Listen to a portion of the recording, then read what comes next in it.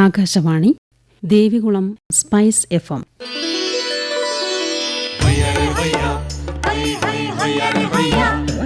കിസാൻ വാണി.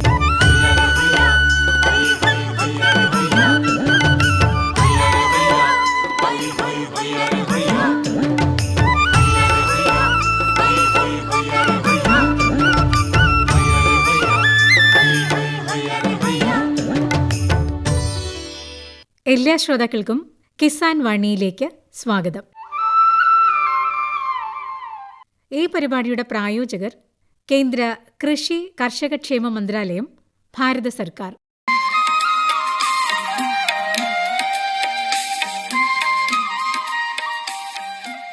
പ്രിയ ശ്രോതാക്കളെ,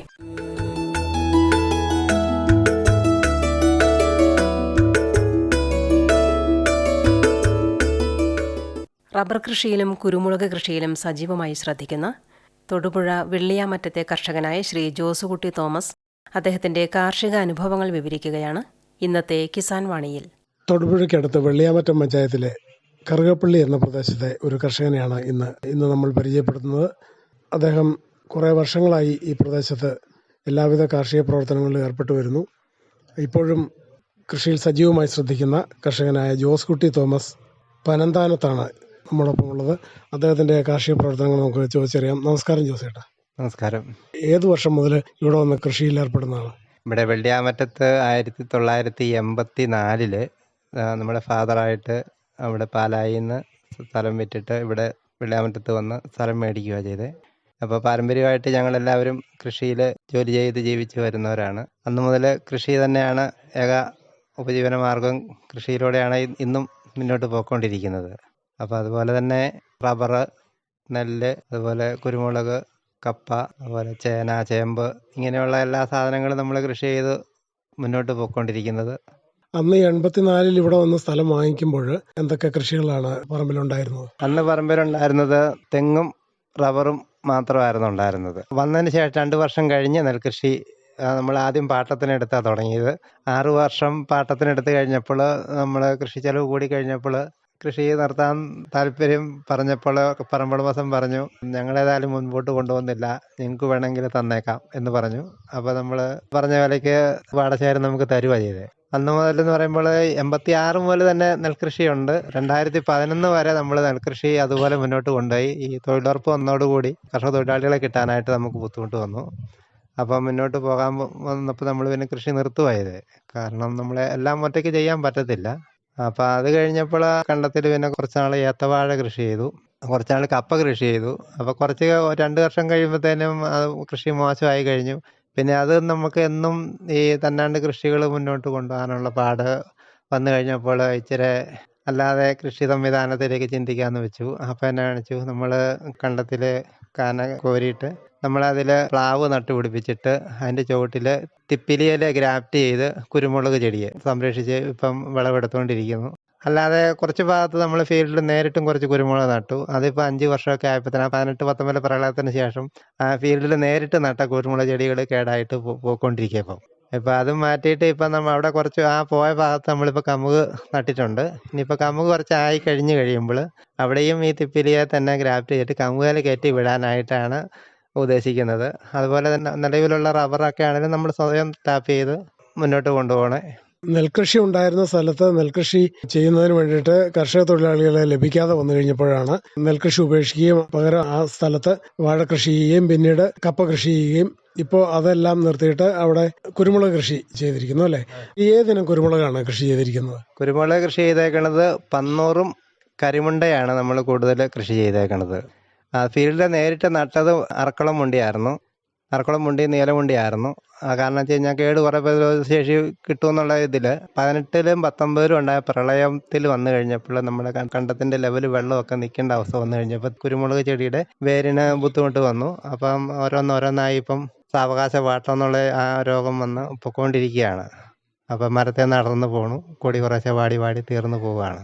അപ്പം അന്നേരം തന്നെ നമ്മൾ ചുവട് മാറ്റി ഇപ്പം നമ്മൾ കമുക് നട്ട് കഴിഞ്ഞു. ഇനിയിപ്പോൾ കമുക് നട്ടതിന് ഒരു 4-5 വർഷമൊക്കെ ആയി കഴിയുമ്പോൾ അതിൻ്റെ ചുവട്ടിൽ കുരുമുളക് വീണ്ടും കൃഷി ചെയ്യാം. അത് തിപ്പിലയിൽ ഗ്രാഫ്റ്റ് ചെയ്ത് വിടാം. നേരിട്ട് മണ്ണിൽ നിന്നുണ്ടാകുന്ന ബുദ്ധിമുട്ട് കുരുമുളക് ചെടിയെ ബാധിക്കത്തില്ല. ഈ നെൽകൃഷി ചെയ്തിരുന്നിടത്ത് പ്ലാവ് നട്ടതിന് ശേഷമാണല്ലോ അതിൽ കുരുമുളക് കയറ്റിവിട്ടത്. അങ്ങനെ കയറ്റിവിട്ട് കഴിഞ്ഞപ്പോൾ അതിന്റെ പരിചരണങ്ങളൊക്കെ എന്തൊക്കെയായിരുന്നു പ്രത്യേകം ശ്രദ്ധിക്കേണ്ടിയിരുന്നത്? അത് കായാകുന്നവരെ ഇപ്പോൾ 2-3 വർഷം വരെ നമ്മൾ എന്തെല്ലാമായിരുന്നു പ്രത്യേക പരിചരണം നൽകേണ്ടിയിരുന്നത്? ആദ്യം എന്ന് പറഞ്ഞു കഴിഞ്ഞാൽ 2 വർഷത്തേക്ക് നമ്മളവിടെ പ്ലാവ് നട്ടിട്ട് പ്ലാവിനിടയ്ക്ക് 2 വർഷം നമ്മൾ പച്ചക്കറിയാണ് നട്ടത്. കാരണം വെച്ച് കഴിഞ്ഞാൽ ഈ പ്ലാവ് ഒരു 3 വർഷമെങ്കിലും ആകാതെ നമുക്കത്തെ കൊടി നമുക്ക് ഗ്രാഫ്റ്റ് ചെയ്ത് വിടാൻ പറ്റത്തില്ല.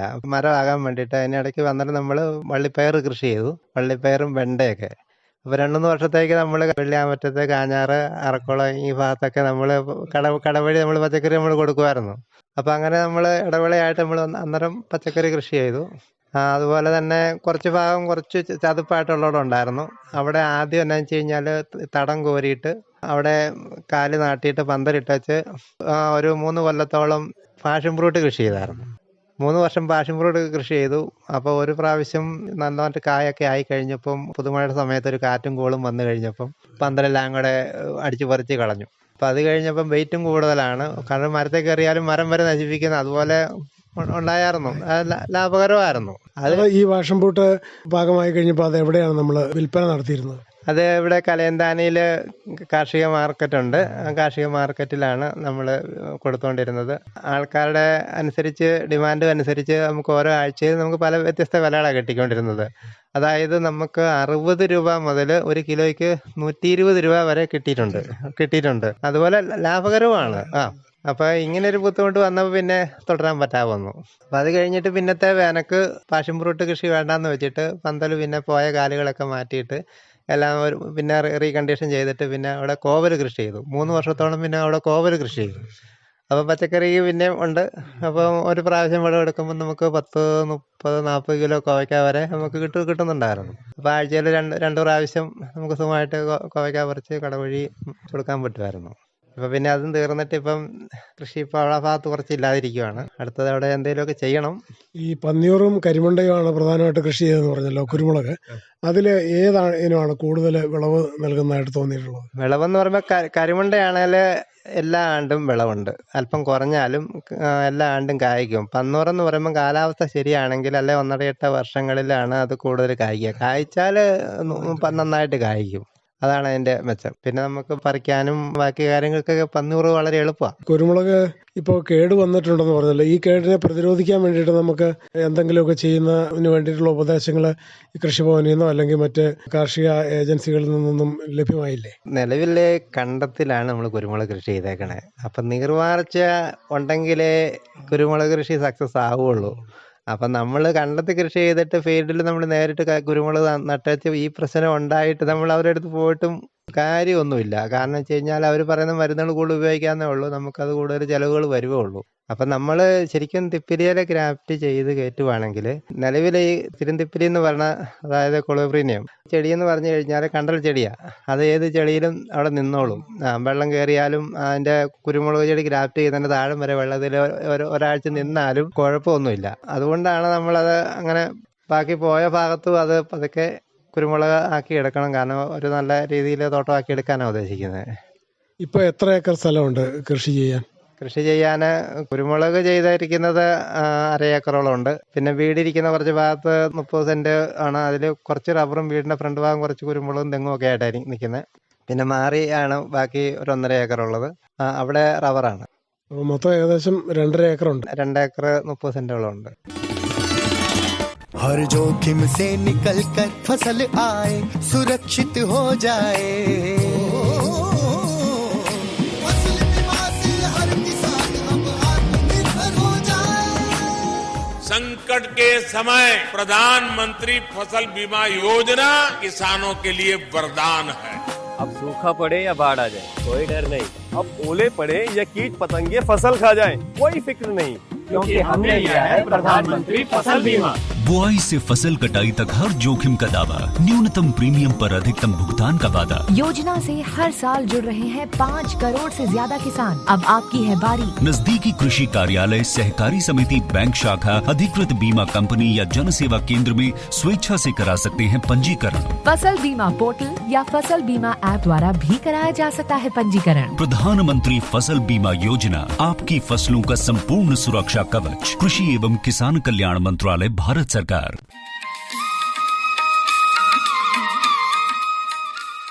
കുരുമുളക് കൃഷി ഇപ്പോഴത്തെ ഒരു വില വെച്ചിട്ട് നമുക്കിപ്പോൾ ആദായകരമായിട്ടാണോ തോന്നുന്നത്?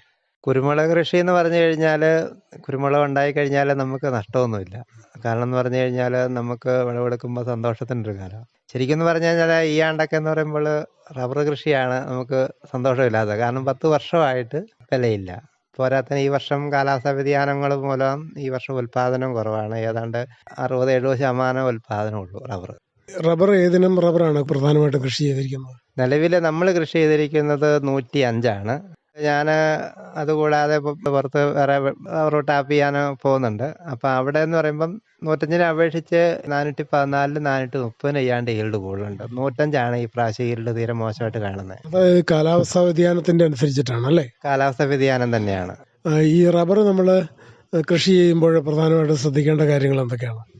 റബ്ബർ നമ്മൾ ശരിക്കും എന്ന് പറഞ്ഞു കഴിഞ്ഞാൽ റീപ്ലാന്റ് വരുവാണെങ്കിൽ നിലവിൽ നിന്നിരിക്കുന്ന ക്ലോണ് നമ്മൾ കൃഷി ചെയ്യാതിരിക്കുക എന്നുള്ളതാണ്. മാറ്റി ചെയ്യുക. അത് തന്നെ കൃഷി ചെയ്യുന്നിടത്ത് ഉൽപ്പാദനം തീരെ മോശമായിട്ടും വളർച്ചയും മോശമായിട്ടും കേടും കൂടുതലായിട്ടാണ് കാണുന്നത്. ഇപ്പോൾ ഉള്ള റബ്ബർ തൈ നട്ടതിന് ശേഷം എത്ര വർഷമായപ്പോഴത്തേക്ക് അത് മാർക്ക് ചെയ്യാൻ പറ്റി? അത് ഞാൻ 6ാം വർഷം ടാപ്പ് ചെയ്യാൻ തുടങ്ങി. 6ാം വർഷം വളർച്ച ആയിരുന്നു. 7 വർഷം നോക്കി നിന്നില്ല. ഞാൻ 6ാം വർഷം തന്നെ ടാപ്പ് ചെയ്തു. 2007 ടാപ്പ് ചെയ്യാൻ തുടങ്ങിയതാണ്. ഇപ്പോൾ 15 വർഷമായി ടാപ്പ് ചെയ്യാൻ തുടങ്ങിയിട്ട്. ഇപ്പോൾ നമ്മൾ പക്ഷേ പുതിയ റീപ്ലാന്റ് ചെയ്ത് കഴിഞ്ഞാൽ അത് എത്ര വർഷം എടുക്കാനാണ് സാധ്യത? ഈ 6 വർഷമാകുമ്പോൾ മാർക്ക് ചെയ്യാൻ സാധിക്കുമെന്ന് തോന്നുന്നുണ്ടോ? 6 വർഷം എന്ന് പറഞ്ഞു കഴിഞ്ഞാൽ നമ്മൾ പണിയെടുത്താൽ നമ്മൾ ഉദ്ദേശിക്കുന്നിടത്ത് എത്തിക്കാൻ പറ്റും. കാരണം വെച്ച് കഴിഞ്ഞാൽ നമ്മൾ തന്നെ ചെയ്യുന്നെങ്കിൽ നമുക്ക് നമ്മൾ ഉദ്ദേശിക്കുന്നത് എത്തിക്കാൻ സാധിക്കും. ഇനിയുള്ള തലമുറ കൃഷിയിലേക്ക് വരുമെന്ന് സംശയമാണ്. കാരണം വെച്ച് കഴിഞ്ഞാൽ നമ്മുടെ ബുദ്ധിമുട്ടുകൾ, ജീവിത സാഹചര്യങ്ങൾ അവർ കണ്ടോണ്ടല്ലേ ഇരിക്കണേ. ഇനി റബ്ബർ കൃഷി ചെയ്യുമ്പോൾ നമ്മൾ പ്രധാനമായിട്ട് എന്തെല്ലാം വളപ്രയോഗങ്ങളാണ് നടത്താറുള്ളത്? വളപ്രയോഗം എന്ന് പറഞ്ഞു കഴിഞ്ഞാൽ നമ്മൾ സാധാരണ NPK വളമാണ് ഉപയോഗിക്കുന്നത്. അതുകൂടാതെ ചാണകപ്പൊടി, അതുപോലെ ജൈവവളങ്ങൾ കൊടുക്കുക എന്നുള്ളതാണ്. അത് വർഷത്തിൽ എത്ര തവണ കൊടുക്കേണ്ടി വരും? എന്ന് പറഞ്ഞു കഴിഞ്ഞാൽ ഒരു പ്രാവശ്യം ജൈവവളം കൊടുക്കുക, ഒരു പ്രാവശ്യം രാസവളം കൊടുക്കുക, സമ്മിശ്രമായിട്ട് കൃഷി ചെയ്യുന്നത്. അപ്പം ഇത് തന്നെ ചെയ്യാൻ പോയി കഴിഞ്ഞാൽ എന്ന് പറഞ്ഞു കഴിഞ്ഞാൽ ആ കൃഷിക്ക് ആയുസ് വ്യത്യാസം വരും. ഇപ്പോൾ റബ്ബറിന്റെ ഈ വില തകർച്ചയാണല്ലോ കർഷകർ പൊതുവെ നേരിടുന്ന ഒരു പ്രതിസന്ധി എന്ന് പറയുന്നത്. അപ്പോൾ ഈ റബ്ബറിന്റെ വില തകർച്ച എന്തുകൊണ്ടാണ് ഇങ്ങനെ സംഭവിക്കുന്നതാണ് ജോസിയുടെ ഒരു അഭിപ്രായം?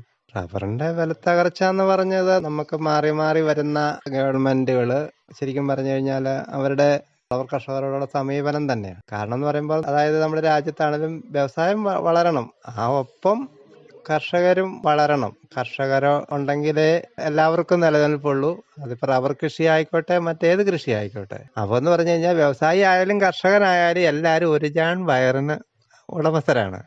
അപ്പോൾ അവരെ പരിപാലിച്ച് പോകണമെങ്കിൽ ശരിക്കും കർഷകരെ നിലനിർത്തിയേ പറ്റൂ. അപ്പോൾ അതിനുള്ള പദ്ധതികൾ ഗവൺമെൻറ്റുകൾ ആസൂത്രണം ചെയ്യണം. കർഷകരെ എന്ത് കൃഷി ചെയ്താലും അവന് ബുദ്ധിമുട്ടുണ്ടാകാത്ത രീതിയിൽ, അവന് ലാഭം വരുന്ന ഏത് രീതിയിലാണോ ആ വില കണക്കാക്കി അവനിൽ നിന്ന് എടുക്കണം. എന്ത് കഷ്ടപ്പാട് സഹിച്ചും കർഷകർ ഏത് ഉൽപ്പന്നവും കൃഷി ചെയ്യുകയും അത് ലാഭകരമായിട്ട് മുന്നോട്ട് കൊണ്ടുപോവുകയും ചെയ്യും. ശരിക്കും പറഞ്ഞു കഴിഞ്ഞാൽ ഒരു കർഷകരും സന്തോഷത്തിലല്ല. കാരണം വിളവെടുക്കുന്ന സമയത്തെന്ന് പറഞ്ഞു കഴിഞ്ഞാൽ മിക്കവാറും എന്ന് പറഞ്ഞു കഴിഞ്ഞാൽ ബാങ്കിൽ നിന്ന് വായ്പയൊക്കെ എടുത്തിട്ടായിരിക്കും. അപ്പോൾ വിളവെടുക്കുന്ന സമയത്ത് തന്നെ അത് അത്യാവശ്യം അന്നേരം തന്നെ വിറ്റ് ബാങ്കിൽ അടയ്ക്കുകയോ അല്ലെങ്കിൽ ബാധ്യത തീർക്കുകയും ചെയ്യേണ്ട അവസ്ഥയാണ്. കാരണം എന്ന് പറയുമ്പോൾ കർഷകരെ സംബന്ധിച്ച് തീരെ താഴെയുള്ള ആൾക്കാരാണ് കൂടുതലായിട്ടും പണിയെടുക്കുന്നത്. അവർക്ക് കിട്ടണമെന്നുണ്ടെങ്കിൽ ഏതാണ്ട് ഒരാണ്ട് വട്ടത്തിൽ ശരാശരി നമ്മുടെ വില നിലവാരം കീപ്പ് ചെയ്തെങ്കിലേ പറ്റുള്ളൂ, ആവറേജ്. ഇപ്പോൾ റബ്ബറിന് ഏകദേശം ഒരു എത്ര രൂപ തറവിലയായിട്ട് കിട്ടിയാലാണ് ഇത് മുന്നോട്ട് കൊണ്ടുപോകാൻ, അല്ലെങ്കിൽ ഒരു കർഷകന് ഒരുവിധം ആദായകരമായി മുന്നോട്ട് കൊണ്ടുപോകാൻ സാധിക്കുക എന്നാണ് ചേട്ടൻ്റെ ഒരു അഭിപ്രായം? ഇന്നത്തെ ഇത് വെച്ച് പറഞ്ഞാൽ ഇപ്പോൾ ഒരു 200 രൂപയ്ക്ക് മുകളിൽ അതായത് കിട്ടിക്കഴിഞ്ഞാൽ, അതായത് നമ്മുടെ നാട്ടിൻപുറത്തുള്ള ഒരു ചെറിയ കച്ചവട സ്ഥാപനത്തിൽ വരെ ഒരു ചെറിയൊരു മാറ്റം ഉണ്ടാകണമെങ്കിൽ, അപ്പം നമുക്ക് കൈകാര്യം ചെയ്യാൻ കയ്യിൽ മിച്ചം പൈസ വന്നാൽ അത് മാർക്കറ്റിൽ വരും. അപ്പം മറ്റു കാര്യങ്ങളും ബിസിനസ്സുകളെല്ലാം മെച്ചപ്പെടുകയും ചെയ്യും. ഇപ്പം എന്ന് പറയാൻ നമ്മുടെ കേരളത്തിലെ ഈ സാമ്പത്തിക മാന്ദ്യത്തിൻ്റെ പ്രധാന കാരണം എന്ന് പറഞ്ഞു കഴിഞ്ഞാൽ കേരളത്തിൽ മൊത്തത്തിൽ ചെയ്യുന്ന കാർഷിക മേഖലയിലെ വില തകർച്ച തന്നെയാണ്. നെല്ലിനും അതെ, തേങ്ങയ്ക്കും അതെ, റബ്ബറിനും അതെ, ഇതുപോലെയുള്ള എല്ലാ സാധനങ്ങൾക്കും. അതുപോലെ തന്നെ എന്ന് പറയുമ്പോൾ നമുക്ക് ഇപ്പോൾ എന്ന് പറയുമ്പോൾ ലേബർ ചാർജ് കൂടുതലാണ്. അപ്പോൾ ഒരാളെ വിളിച്ച് നമുക്ക് പണിപ്പിക്കാൻ പറ്റത്തില്ല. നമ്മൾ കാരണം കൃഷിയിൽ നിന്ന് കിട്ടുന്ന വരുമാനം കൊണ്ട് നമുക്ക് കൊടുക്കാനായിട്ട്, അല്ലെങ്കിൽ എന്നും നമ്മൾ കൃഷി ചെയ്ത് വെച്ചാൽ നമുക്ക് ലാഭത്തിലേക്ക് കൊണ്ടുപോകാൻ പറ്റത്തില്ല. അപ്പോൾ തന്നെത്താൻ കൃഷി എടുക്കുമ്പം അവനവൻ്റെ വിശർപ്പിനും ഒരു വിലയുണ്ട്. ആ ഒരു വില കണക്കാക്കി അവന് കിട്ടണം, അതേ ഞാൻ പറയുന്നുള്ളൂ. ഇപ്പൊ പ്രധാന വരുമാന മാർഗം റബ്ബറും കുരുമുളകുമാണ്. റബ്ബറും കുരുമുളകുമാണ് ഇപ്പം. അപ്പൊ ഈ റബ്ബറിന്റെ ടാപ്പിംഗ് ഒക്കെ എങ്ങനെയാണ്, തന്നെയാണോ ചെയ്യുന്നത്? റബ്ബറിന്റെ ടാപ്പിംഗ് തന്നെയാണ് നടത്തുന്നത്. 3 ദിവസത്തിലൊരിക്കലാണ് ടാപ്പ് ചെയ്യുന്നത്. അപ്പൊ ഇത് ഗാർഡൊക്കെ ഇട്ടിട്ടുണ്ടോ മരത്തിന്? റെയിൻ ഗാർഡ് ഇട്ടിട്ടുണ്ട്. അതുപോലെ നമ്മൾ ഷീറ്റ് ആക്കുവാണ്. അപ്പൊ ഇത് ഷീറ്റ് അടിക്കാനുള്ള യന്ത്രമൊക്കെ സ്വന്തമായിട്ടുണ്ട്? സ്വന്തമായിട്ടെന്ന് പറയുമ്പോൾ നമ്മുടെ തറവാട്ട് വീട്ടിലുണ്ട്. അപ്പം നമ്മൾ അവിടെ ഒഴിച്ചു വെക്കുന്നതും അടിക്കുന്നതും. അപ്പൊ രാവിലെ എത്ര മണിക്ക് ഇത് ടാപ്പിംഗ് ആരംഭിക്കും? അത് പിന്നെ പാലെടുത്ത് ഉറയൊഴിക്കുന്നവരെയുള്ള സമയം എത്ര സമയം എടുക്കും? രാവിലെ എന്ന് പറയുമ്പോൾ 6 മണിക്ക് വെട്ടമാകുമ്പോൾ 6 മണിക്ക് ഏറ്റവും വെട്ടും. ഇപ്പോൾ 6:15 6:30 ആവും നമുക്ക് കണ്ട് വെട്ടാറാകുമ്പോൾ. അപ്പം നമ്മൾ ആ സമയത്ത് ഇറങ്ങി വിട്ടും. നേരത്തെ ഹെഡ്ലൈറ്റ് ഉപയോഗിച്ച് രാത്രിയിൽ ടാപ്പ് ചെയ്യാനൊക്കെ പോകുമായിരുന്നു. ഇപ്പോഴെന്ന് പറയുമ്പോൾ നമുക്ക് അങ്ങനെ ചെയ്യാൻ നിലവിൽ കാട്ടുമൃഗങ്ങളുടെ ഉപദ്രവങ്ങൾ തുടങ്ങിയിട്ടുണ്ട്. അപ്പോൾ കാട്ടുപന്നിയോ മറ്റു കാട്ടുമൃഗങ്ങളോ ഇല്ലാന്ന് നമുക്ക് പറയാൻ പറ്റത്തില്ല. അപകടം എപ്പോൾ വേണേലും ഉണ്ടാവാം. കാരണം കാട്ടു ജീവികൾ, മുള്ളൻപന്നിയുടെ ശല്യമുണ്ട്, കാട്ടുപന്നിയുടെ ശല്യമുണ്ട്, അതുപോലെ കേഴ, കുരങ്ങ് ഇങ്ങനെയുള്ള സാധനങ്ങളൊക്കെ നമുക്കിപ്പം നമ്മുടെ പറമ്പിൽ വരാൻ തുടങ്ങി. അപ്പൊ അതിനോടൊപ്പം തന്നെ അതിനെ വേട്ടയാടുന്ന മറ്റു ഹിംസ്ര ജന്തുക്കളും ഇല്ലാന്ന് നമുക്ക് പറയാൻ പറ്റത്തില്ല. അപ്പൊ അതുകൊണ്ട് പറയുമ്പോൾ നമ്മൾ അതുകൊണ്ട് വെളിച്ചമായി കഴിഞ്ഞിട്ടാണ് ഇപ്പൊ നമ്മൾ ടാപ്പ് ചെയ്യാൻ ഇറങ്ങി പോകുന്നത്. കാരണം വെച്ച് കഴിഞ്ഞാൽ എന്തെങ്കിലും വന്നിട്ട് നമ്മൾ പറഞ്ഞിട്ട് കാര്യമില്ല. ഷീറ്റാക്കിയാണോ കൊടുക്കുന്നത് അതോ പാലായിട്ട് കൊടുക്കുകയാണോ? നമ്മൾ ഷീറ്റാക്കിയാണ് കൊടുക്കുന്നത്. ഉറയൊഴിച്ചൊക്കെ വെച്ച് കഴിയുമ്പോഴത്തേക്ക് ഉച്ചയാകും അല്ലേ? ടാപ്പിംഗ് കഴിഞ്ഞിട്ട് പിന്നെ നമ്മളൊരു 3-4 മണിക്കൂർ കഴിഞ്ഞിട്ട് നമ്മൾ ലാറ്റക്സ് കളക്ട് ചെയ്യുന്നു. അത് കഴിഞ്ഞിട്ട് അന്നേരം തന്നെ അത് ഒഴിച്ച് വെച്ച് കഴിഞ്ഞിട്ട് പിന്നെ 3-4 മണിക്കൂർ നമ്മൾ ഉറയ്ക്കാനായിട്ട് സമയം കൊടുക്കും. ഒരു 4-5 മണിയൊക്കെ ആകുമ്പോൾ നമ്മൾ അത് മെഷീൻ അടിച്ചിടും, ഷീറ്റാക്കും. അത് കഴിഞ്ഞ് അത് പിറ്റേ ദിവസം നമ്മൾ ചിമ്മിനിയാണ്, ചിമ്മിനിക്കകത്ത് കയറ്റിയിടും. ഉണങ്ങി കഴിയുമ്പോൾ നമ്മൾ മാർക്കറ്റിൽ കൊണ്ടുപോയി കൊടുക്കുക. റബ്ബറും കുരുമുളകും കഴിഞ്ഞാൽ പിന്നെ എന്ത് കൃഷിയാണ് പ്രധാനമായിട്ട് പറമ്പിലുള്ളത്? കമുകുണ്ടല്ലേ? കമുകുണ്ട്, പ്ലാന്റ് ചെയ്യാൻ തുടങ്ങിയതേ ഉള്ളൂ. അത് വരുമാനത്തിലേക്ക് ആയിട്ടില്ല. അതിപ്പം കുരുമുളക് കൃഷി കുറച്ച് ഫീൽഡ് നേരിട്ട് നട്ട ഭാഗത്ത് നമ്മൾ നട്ടിട്ടേ ഉള്ളൂ. നട്ടതായി 4 വർഷമൊക്കെ ആയി കഴിയുമ്പോൾ തന്നെ നമ്മൾ അതിന്റെ ചോട്ടിൽ തന്നെ കുരുമുളക് ചെയ്യാനായിട്ടാണ് ഉദ്ദേശിക്കുന്നത്. പിന്നെ തെങ്ങുണ്ട്. തെങ്ങാണേലും നമ്മൾ പുതുകൃഷി ചെയ്തത് കേട് കൂടുതലാണ്. പിന്നെ പഴയ തെങ്ങാണേലും പൊക്കോണ്ടിരിക്കുകയാണ്. നമ്മൾ വീട്ടാവശ്യത്തിനുള്ളതേ ഉള്ളൂ. ഇപ്പം നമ്മൾ പുറത്ത് കൊടുക്കാനില്ലായിരുന്നു. പണ്ടൊക്കെ നമുക്ക് കൊടുക്കാനുണ്ടായിരുന്നു. ഇപ്പൊ ഉൽപാദനം കുറവാണ്.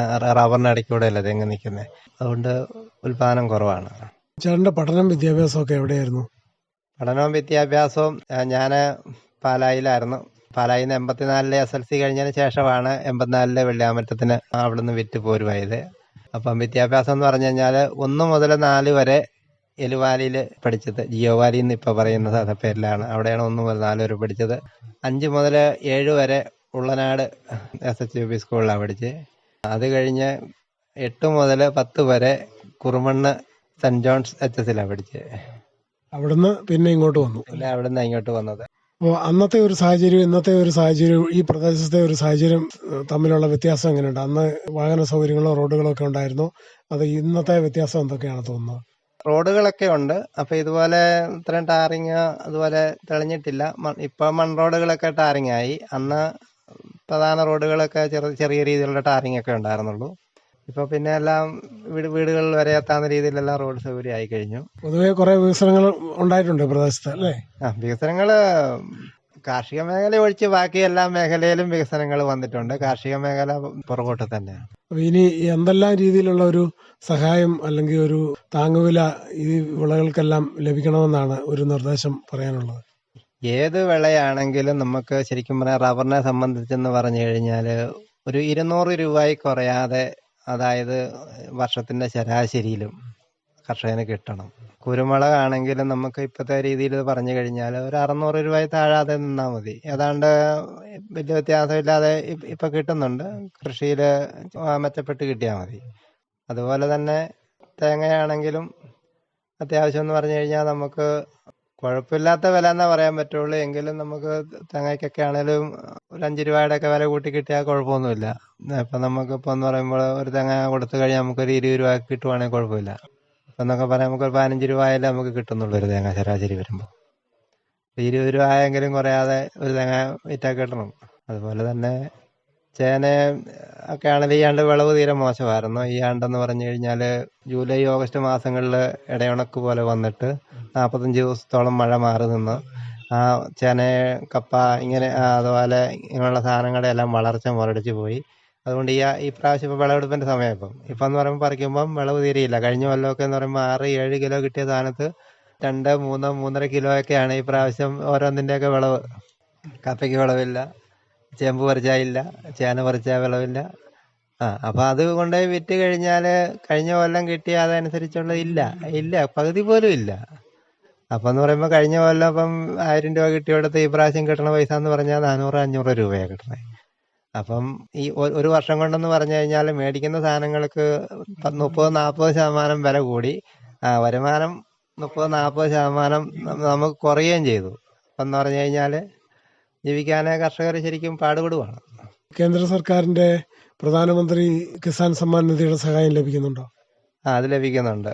മറ്റ് കൃഷിഭവൻ അതുപോലെ പഞ്ചായത്ത് തുടങ്ങിയവരിൽ നിന്നുള്ള സഹായങ്ങൾ എന്തെങ്കിലുമൊക്കെ കിട്ടുന്നുണ്ടോ? കൃഷിഭവനിൽ നിന്ന് സഹായം കിട്ടുന്നുണ്ടായിരുന്നു. കൃഷിഭവനിൽ നിന്ന് ഈ പ്രാവശ്യം നമ്മുടെ കൊടിത്തോട്ടത്തിന് മാതൃക കൊടിത്തോട്ടമായിട്ട് കൃഷിഭവനിൽ നിന്ന് സാറന്മാർ വന്ന് തോട്ടമൊക്കെ കണ്ട് അവർ അതിനുള്ള ആനുകൂല്യങ്ങളൊക്കെ തന്നായിരുന്നു. വീട്ടിലാർക്കുണ്ട്? വീട്ടിൽ ഭാര്യയുണ്ട്, 2 കുട്ടികളുമുണ്ട്. മൂത്തത് മോളാണ്, ഇളയ മോനാണ്. മോള് BSc നഴ്സിംഗ് 3rd ഇയർ പഠിക്കുന്നു, മോന് +1 പഠിക്കുന്നു. പ്രതിസന്ധികൾക്കിടയിലും സന്തോഷകരമായി തന്നെ കാർഷിക പ്രവർത്തനങ്ങളിൽ ഏർപ്പെട്ട് മുന്നോട്ട് പോകുന്നു അല്ലേ? നന്നായിട്ട് മുന്നോട്ട് പോകുന്നു. നമ്മൾ ഇനിയും മുന്നോട്ട് നന്നായിട്ട് കൊണ്ടുപോകാൻ സാധിക്കും എന്ന വിശ്വാസം ഉണ്ട്.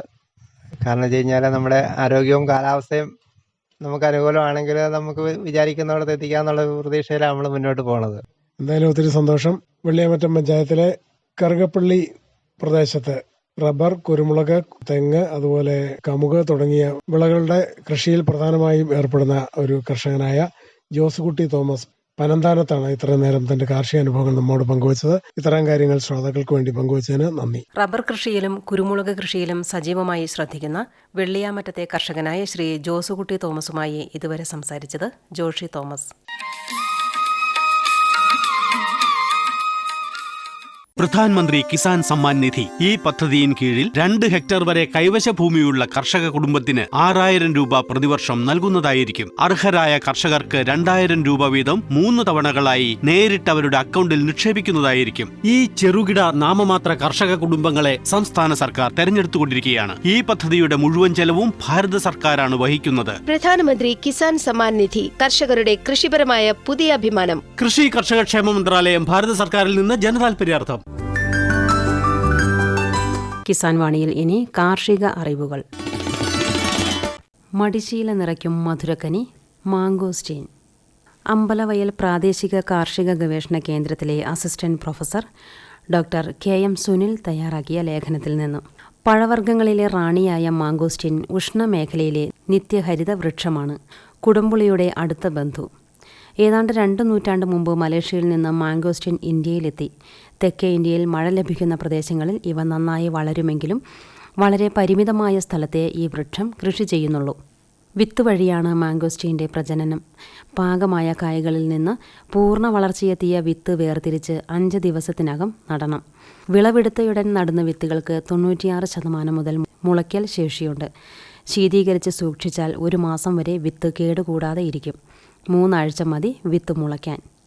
കാലവർഷാരംഭത്തോടെ മരത്തിന് ചുറ്റും ആഴം കുറഞ്ഞ തടമെടുത്ത് അതിൽ ജൈവവളങ്ങളും പച്ചില വളങ്ങളും ഇട്ട് മൂടുക. 50 വർഷം പ്രായമായ മരങ്ങൾക്ക് ചാണകം 45 കിലോഗ്രാം, കപ്പലണ്ടി പിണ്ണാക്ക്, വേപ്പിൻ പിണ്ണാക്ക് ഇവയിലേതെങ്കിലും 2 അല്ലെങ്കിൽ 3 കിലോ, എല്ലുപൊടി 1-2 കിലോ ഇങ്ങനെ നൽകണം. രാസവളം 17:17:17 മിശ്രിതം മരം ഒന്നിന് 1 കിലോഗ്രാം എന്ന നിരക്കിൽ മേൽവളമായി ഇടാം. ഇലകൾ, വാഴപ്പിണ്ടി, തൊണ്ട് ഇവ കൊണ്ട് തടത്തിൽ പുതയിടാം. വേനൽക്കാലത്ത് ഇടയ്ക്ക് നനയ്ക്കണം. തെക്കേ ഇന്ത്യയിൽ തന്നെ പലയിടത്തും മാംഗോസ്റ്റീൻ്റെ പൂവിടലും കായ്ക്കലും പല സമയത്താണ് കാണപ്പെടുന്നത്. വയനാട്ടിൽ സാധാരണ മാർച്ച്, ഏപ്രിൽ മാസമാണ് മാംഗോസ്റ്റീൻ്റെ പൂക്കാലം. ശിഖരങ്ങളുടെ അഗ്രത്തായി 5 മുതൽ 6 സെൻറ്റിമീറ്റർ വ്യാസമുള്ള കമ്പുകളിലാണ് പൂക്കളുണ്ടാകുക. വൈകിട്ട് 5:30 മുതൽ 6 വരെയുള്ള സമയത്താണ് പൂക്കൾ വിരിയുന്നത്. കായകളുണ്ടായി 100-120 ദിവസമാകുമ്പോഴാണ് പരമാവധി തൂക്കം വെച്ച് തീരുന്നത്. കായ പിടിച്ച് 30 ദിവസമാകുമ്പോഴേക്കും ധാരാളമായി കായ പൊഴിയും. മൊത്തം കായപിടുത്തത്തിൻ്റെ 41% കൊഴിഞ്ഞു പോകുന്നു. നന്നായി നനച്ചു വളർത്തിയാൽ കായ പൊഴിച്ചിൽ ഗണ്യമായി കുറയ്ക്കാം. കായകൾ പൊതുവെ മിനുസമുള്ളതും കടും വയലറ്റ് നിറവുമാണ്. കായ്ക്ക് കേരളത്തിലെ സമതലങ്ങളിലേതിനേക്കാൾ വലുപ്പവും മധുരവും കൂടുതൽ വയനാട്ടിലാണ്. ഒരു മരത്തിൽ നിന്ന് 400 മുതൽ 500 വരെ കിലോ പഴങ്ങൾ ലഭിക്കും. ജൂലൈ, ആഗസ്റ്റ് മാസങ്ങളാണ് വയനാട്ടിൽ വിളവെടുപ്പ് കാലം. സമതലങ്ങളിൽ ഇത് ഏപ്രിൽ, ജൂലൈയും. നല്ല പച്ച നിറമുള്ള കായ്കൾക്ക് മൂപ്പെത്തുമ്പോൾ പുറംതോടിന് 25% വരെ പർപ്പിൾ നിറമാകും. ഈ അവസരത്തിലാണ് വിളവെടുക്കേണ്ടത്. ഒന്നിടവിട്ട ദിവസം വിളവെടുക്കാം. കായ് പറിച്ച് ഏകദേശം 90 ദിവസമാകുമ്പോഴേക്കും ഇങ്ങനെ നിറമാറ്റം ഉണ്ടാകും. ക്രമമില്ലാത്ത കായ് പിടുത്തമാണ് മാംഗോസ്റ്റീൻ്റെ സ്വഭാവം. തുടക്കത്തിൽ 200 മുതൽ 300 കായകൾ വരെ പിടിക്കും. ഇത് ക്രമേണ 1200 മുതൽ 1500 കായകൾ വരെയാകും. കാലാവസ്ഥ, മണ്ണിൻ്റെ സ്ഥിതി, കൃഷിരീതി എന്നിവയനുസരിച്ച് പല വർഷങ്ങളിലും കായ്പിടുത്തം വ്യത്യസ്തമാണ്. മറ്റ് ഉഷ്ണമേഖലാ ഫലങ്ങളെ അപേക്ഷിച്ച് മാംഗോസ്റ്റീൻ്റെ പഴുത്ത കായകൾ ഒരാഴ്ചയിലേറെ കേടുകൂടാതെ സൂക്ഷിക്കാം. ശീതീകരിച്ചാൽ സൂക്ഷിപ്പ് കാലം 36 ദിവസം വരെ നീളും. പോളിത്തീൻ സഞ്ചിയും തടിപ്പെട്ടി, കാർഡ്ബോർഡ് പെട്ടി എന്നിവയിലും സൂക്ഷിക്കുന്ന ഫലങ്ങൾ 12 ദിവസം വരെ കേടാകുകയില്ല. ശീതീകരിച്ച് സൂക്ഷിക്കാൻ സൗകര്യമില്ലാത്ത സ്ഥലങ്ങളിൽ കായകൾ മുളക്കുട്ടകളിൽ സൂക്ഷിക്കുന്നതാണ് പോളിത്തീൻ കവറിലോ തുറന്ന സ്ഥലത്തോ സൂക്ഷിക്കുന്നതിനേക്കാൾ നല്ലത്. രോഗബാധയില്ലാത്ത, മുറിവ് പറ്റാത്ത, ഏകദേശം പാകമായ പഴങ്ങളാണ് സംഭരിക്കാനും മറ്റു സ്ഥലങ്ങളിലേക്ക് അയക്കാനും നന്ന്. 50 മുതൽ 55 ഡിഗ്രി ഫാരൻഹീറ്റ് താപനിലയിൽ വെച്ചാൽ 3-4 ആഴ്ച വരെ കേടാകുകയില്ല. ഔഷധ ഗുണവുമുണ്ട് മാംഗോസ്റ്റീന്. ഉദരസംബന്ധമായ രോഗങ്ങൾക്ക് ഇത് അത്യുത്തമം. കായുടെ പുറംതോട് ഉണക്കിപ്പൊടിച്ച് തൈര് ചേർത്ത് കഴിച്ചാൽ എത്ര പഴകിയ അതിസാരവും വയറുകടിയും മാറുമെന്ന് അനുഭവസ്ഥർ സാക്ഷ്യപ്പെടുത്തുന്നു. കൂടാതെ കരൾ സംബന്ധമായ ക്രമക്കേടുകൾക്കും അത്യുഷ്ണം ക്രമീകരിക്കാനും എല്ലാറ്റിനുമുപരി ക്ഷീണം അകറ്റാനും ഇതിന് കഴിയും. കേരളത്തിലെ ഈർപ്പമുള്ള ഉഷ്ണമേഖലാ കാലാവസ്ഥയിൽ മാംഗോസ്റ്റീൻ നന്നായി വളരും. കുറഞ്ഞ മുതൽ മുടക്കുകൊണ്ട് കൂടുതൽ ആദായം നൽകാൻ ഇതിനു കഴിയും. പ്രാദേശിക വിപണിയിൽ മാംഗോസ്റ്റീൻ അപൂർവമായേ കിട്ടാറുള്ളൂ. കേരളത്തിൽ ഉൽപ്പാദിപ്പിക്കപ്പെടുന്നതിൽ ഭൂരിഭാഗവും വിദൂര വിപണികളിലേക്ക് കയറ്റി അയക്കുകയാണ് പതിവ്. 1 കിലോഗ്രാമിൽ 10 മുതൽ 15 കായകൾ വരെ കാണാറുണ്ട്.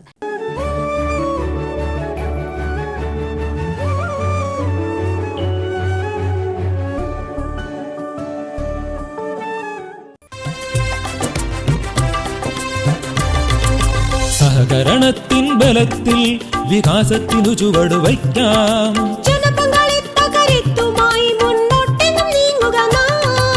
ജനകോടിയിൽ ഈ വിപ്ലവം ഉണർത്തിയല്ലോ വിശ്വാസം. നാം ഒത്തുചേർന്ന വികാസത്തിനെ പതാക പറത്തിടാം. സഹകരണം നമ്മുടെ വികാസത്തിൻ പ്രതീകം.